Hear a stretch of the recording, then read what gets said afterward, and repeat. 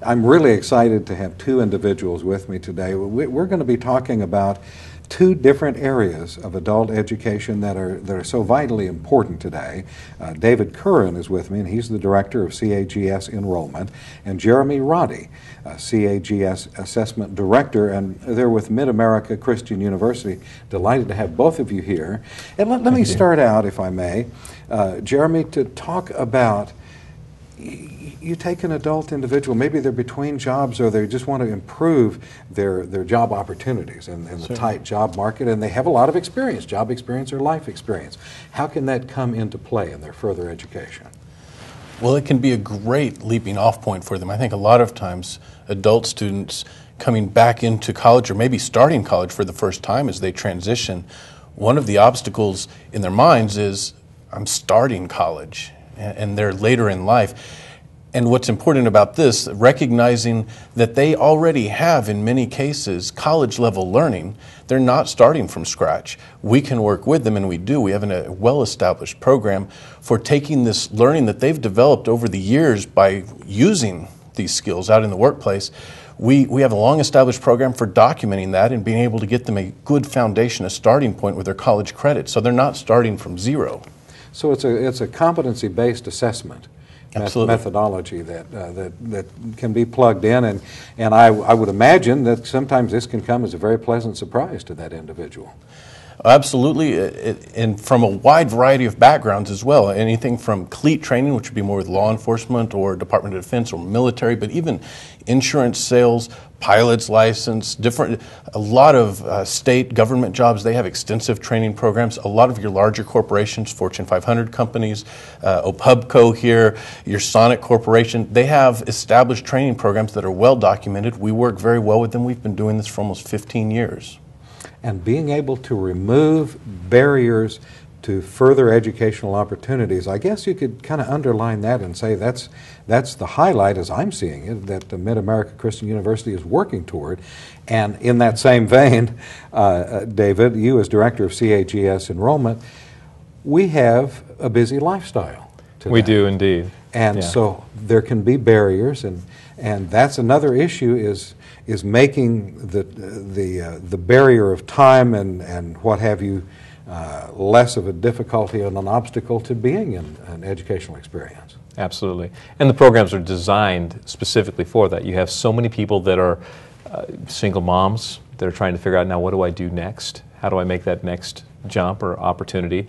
People that are out of work in our current economy. And then trying to figure out, as I'm working, how can I actually make this work with my life? I've got responsibilities, I've got children.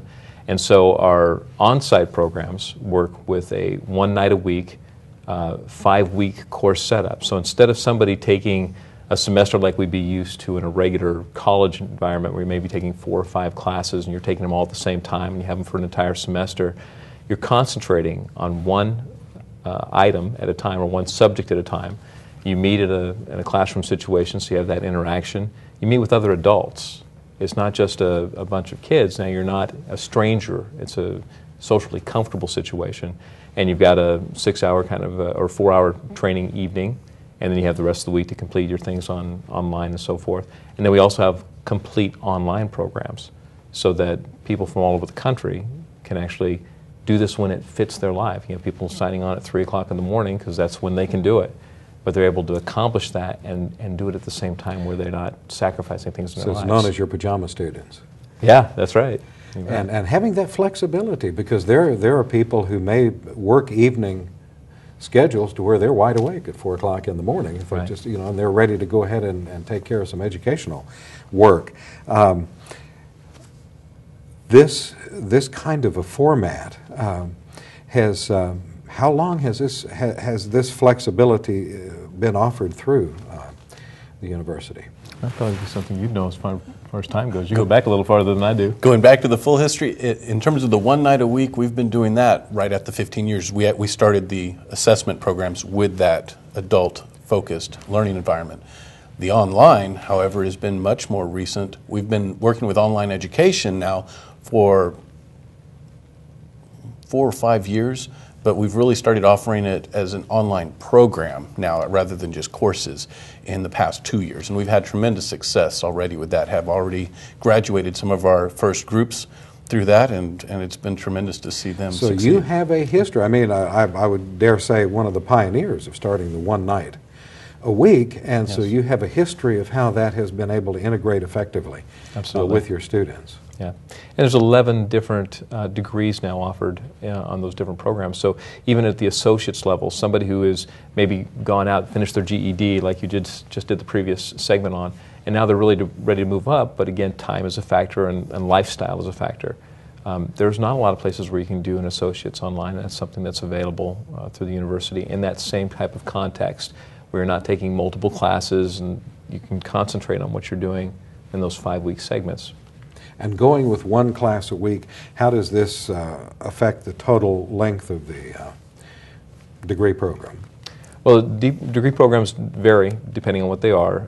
Usually you're about 24 months for an associate's, but once somebody comes in, depending on the amount of college credits that they bring to the school, because a lot of people have gone to college, and it's kind of unfinished business for them.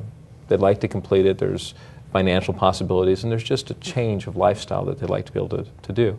And so those folks are coming back to school, and that's what we're seeing. So our programs typically are 18 to 36 months, but typically about 18 months to go on and finish a bachelor's degree kind of a program. And I'm sure as you're working with these individuals, the issue of transparency of credits being accepted, this is something where you're really sitting down with them and working closely to make things work with them. It is, but I will tell you something that was interesting we were talking about today that's just convenient. So many times when you're going to school as a young adult, trying to figure out what classes and when that's going to be available again and how the scheduling is going to work for you is a challenge as a young adult. And if you've got adult responsibilities, it's almost impossible. So the programs are laid out so you systematically begin a program and you just go through each one of the classes. They just roll themselves out to your completion. You don't have to figure out when, you just are automatically enrolled into the next one that progresses upon the previous one. So it is, we could say, maybe a little less confusing than some of the other methods that have been used in the past. And I think it's time for that. I think it's time for that transparency in education. I can see it's really an area that you all are working very carefully on. And just as we're looking at convenience of one night a week and an individual being able to get back into the class, and Jeremy, as you were saying, being able to really sit down, it sounds like you do very, very extensive interviewing with each individual. Their job history, their educational history, what can we incorporate, what can we bring into the system to create to be a part of the credit program, in the program. You really speak, I think, to a critical point with adult education. I think it is distinct some from more traditional models of education. It really is about assessing and addressing and tailoring programs for the individual. Assess this individual, know exactly where this person stands. Don't ask this person to step into the cookie cutter, but instead shape what we do to meet their needs. That's such an important change, is not pushing people into a template, but finding out where their needs are and shaping it to where it's going to be most effective for them. Well, we have used our time. It seems that we always do that. Thank you very much for both of you being here. Jeremy Roddy, who is the CAGS Assessment Director, and David Curran, Director of CAGS Enrollment, Mid-America Christian University, and we're going to have you back. Thank you for having us. Appreciate it.